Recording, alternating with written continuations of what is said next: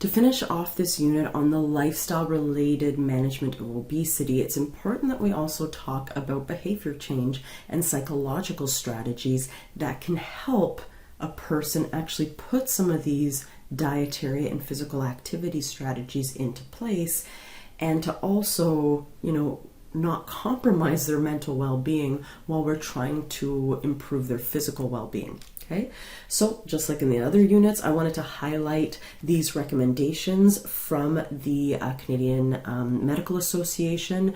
And unsurprisingly, one of their first recommendations as far as psychological and behavioral interventions is that some sort of combination approach is probably best. Okay, so we're going to talk about a number of these things like goal setting, self-monitoring, reframing as well, and values-based motivation. And something else that they talk about in this section is the importance for healthcare providers to kind of follow up with their patients or their clients and create a strategy that that person can realistically implement in their life and that is personally relevant to them, but that any intervention we choose isn't just seen as like a 6-week program or an 8-week program, but we really focus on long-term sustainable behavior change. When it comes to behavior change programs that are covered in the literature, they're often quite short-term in nature. They're often in the 6-week, 8-week, 12-week time frame. The longer the time frame the behavioral management program goes on, typically the larger amount of weight loss. So on average, there's about an 8 to 10% weight loss over 6 months, but because often there's no follow-up, there's often a weight regain within the first year, and after about 5 years after these programs have happened, about half of the people have regained their weight or more. So we want to make sure when we're working with people that we don't just like throw a bunch of concepts at them and be like, see ya, good luck. But ideally we give them the tools, or if we're able to, give them the follow-up that helps put these evidence-based practices into a long-term lifestyle way of being. Okay? Something to keep in mind is that things like binge eating, psychological distress, body image dissatisfaction, and should be a comma there, and poor quality of life tend to promote attrition, dropping out in various interventions that we see out there. So these are something that with an individual might predispose them for not following through with something they might even really want to follow through with. Okay, so again, that's why it's important to understand our individuals and work with them. Okay, stressors, disinhibition. This is like your inability to stop yourself. Okay, emotional stress, emotional or stress eating, depression, feeling that you're in food deprivation, like, oh my God, I can't eat these things. These are also things that are associated with weight regain. And some of this is from Rena Wing's studies. This is worth looking into if you want a little bit more about what's associated with long-term weight maintenance. It's worthwhile to look up the National Weight Control Registry, which has a database of what are the things that predict weight loss maintenance versus weight regain. Okay, it's a really good database to have a look at. Okay, but in this unit, I'm not going to focus on the National Weight Control Registry. I want to talk a little bit about some behavioral approaches, psychological approaches to weight loss or just improving quality of life in individuals with obesity. Okay, so as I keep talking about this unit, and if you've taken 340, you're probably sick of us talking about the concept of motivational interviewing. But motivational interviewing, it's a key practice that you don't need to have a degree in clinical psychology to be able to do. Okay, and if you want more training on motivational interviewing, there's a number of courses you can take in this to improve your skills. Okay, motivational interviewing is all about shifting the focus from I'm the practitioner and I'm going to tell you what to do to I'm the client and I'm going to tell you my story. As a practitioner, I'm going to lead you, the client, to tell me your story. I'm going to get your story out of you, and I'm going to start getting you to think of how to solve the different things that you're struggling with. It's really a patient-centered or client-centered, and it's all about them figuring it out, which promotes buy-in and which is respectful of an individual situation as well.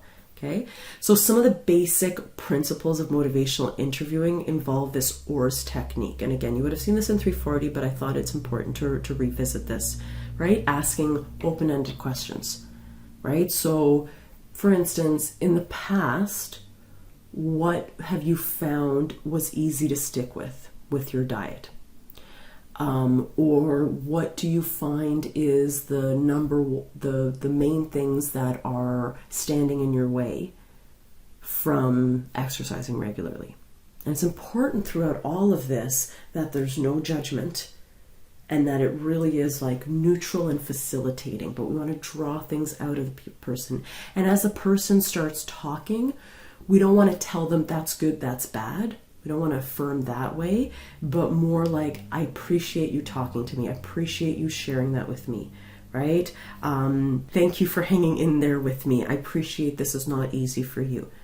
Okay, so not, this was, oh, that was a good thing. That was a good thing. So we don't want to moralize things too much, but just affirm that it's not easy to share with a total stranger something that, you know, might be very painful for that person. Reflections. I have a friend that's a clinical psychologist, and she uses reflections when we talk a lot. And reflections are like, you're saying this, and this is what I'm hearing.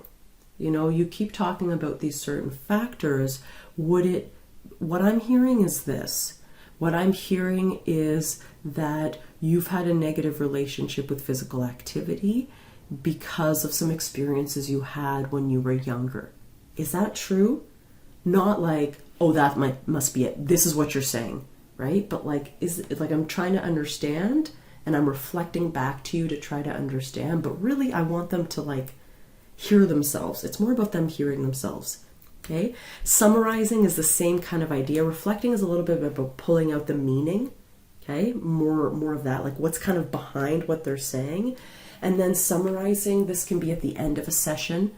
Okay. This could be like putting it all together and like, these are some of the things we talked about.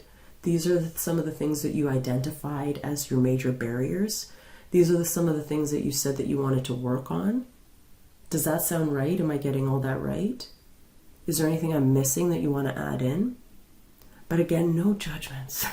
Take those out of there, right? It's about facilitating that person to figure things out themselves, okay? As far as how a session goes, you want to kind of start with an opening statement of neutrality, of openness, of confidentiality, right? And then you want to kind of move them towards change talk, towards talking about how to change in a way that's personally relevant to them, okay?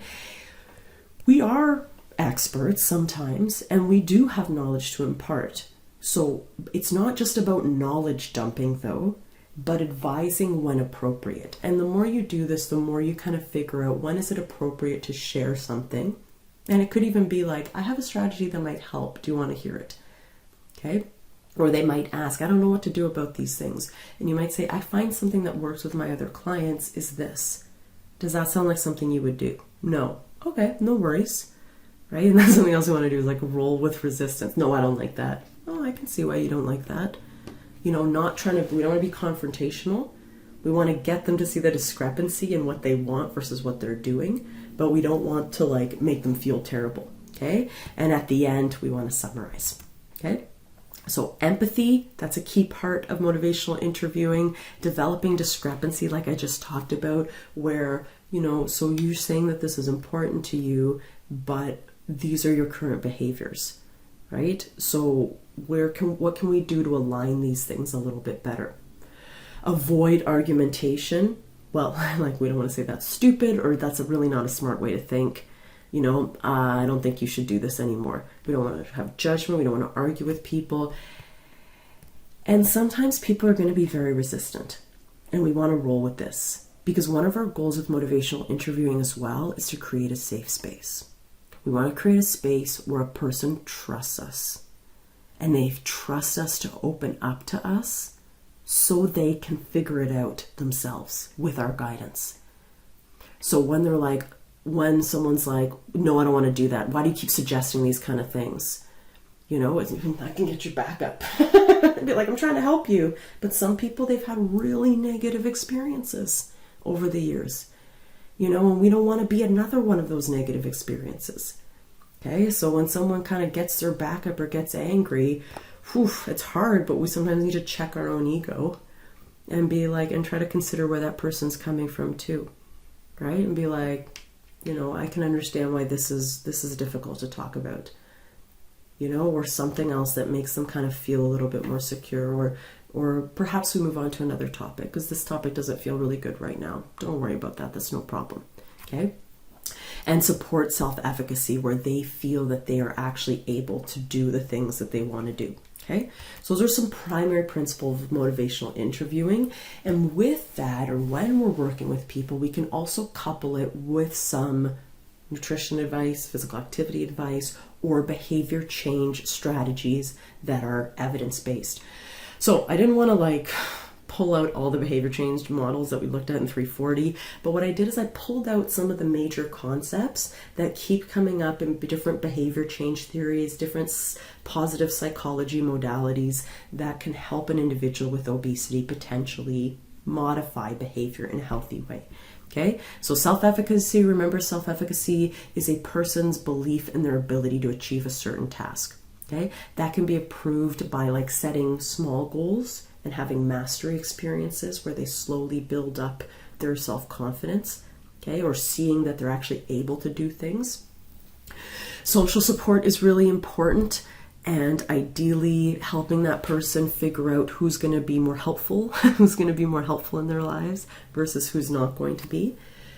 Challenging certain attitudes in a non-judgmental, compassionate way, but people who have better attitudes about behavior change tend to have better outcomes. We can work with people on setting intentions, setting goals or setting intentions. Okay. Something else which is more of a psychology strategy, something called thought stopping. So if, for instance, our brains, they learn to think a certain way and then they always think that way. There's neural pathways that are set up and then they're like go-tos. Right? So if your thought pattern, okay, you want to hear one of my thought patterns? One of my thought patterns was, you're fat, you're ugly, no one's ever going to love you. No, so I gained weight, you're fat, you're ugly, no one's ever going to love you. That was a thought pattern that was very limiting to me. Thought stopping is about seeing that there, I've gained weight. Okay, that's true. I'm fat. Is that true? Right? See those thoughts there and start to challenge them, which is something that cognitive behavioral therapy does as well. Stress reduction is important as well, especially if stress is promoting eating behaviors, compromising a person's time management, looking at what an individual's barriers to change. Okay? Goal setting is effective. Goal setting is effective, but not for everyone. Right? We want to maybe look at short-term goals versus long-term goals. It's also worth examining values-based intentions as well. Something else that we can look at with our people is what are the perceived benefits of changing versus what are the perceived risks, and try to kind of do a cost-benefit analysis with them to shift towards really emphasizing the benefits of that change. We can assess how ready they are to change. We might want to look at the trans-theoretical stages of change model, where it talks about pre-contemplation, contemplation, etc. Okay, and then depending on what stage someone's at, we might suggest strategies. Okay, people need different things at different time points. Self-monitoring seems to be really effective as well for behavior change. So that might mean writing things down, journaling. It could mean logging things in MyFitnessPal. For some people, it could mean using a piece of string. If weight loss is really the goal, using a piece of string to measure their waist once a week. Maybe it means measuring weight every week. Kind of depends on what's going to work for that person. Stimulus control, really important for behavior change too. This means modifying the things in your environment that can promote the stimulus to, for instance, eat. So for instance, stimulus control for me would be not keeping ice cream in the house because I can't control myself when it comes to ice cream. So I eat ice cream, but I don't keep it in the house. Okay. And conversely, environmental cueing is kind of the opposite of that. It's keeping things in your environment to cue behavior. So for instance, laying your gym clothes out at night, or keeping fresh fruits on the counter. I wanted to, in this unit, really just cover some of these basic behavior change principles. There's so many, but this course is already so dense that I don't want to kind of go through the evidence, etc. of all of these. So I just really pulled out some higher level concepts. But in our final module, I'm going to go over some more therapy related techniques that can potentially help individuals with obesity. So see you then.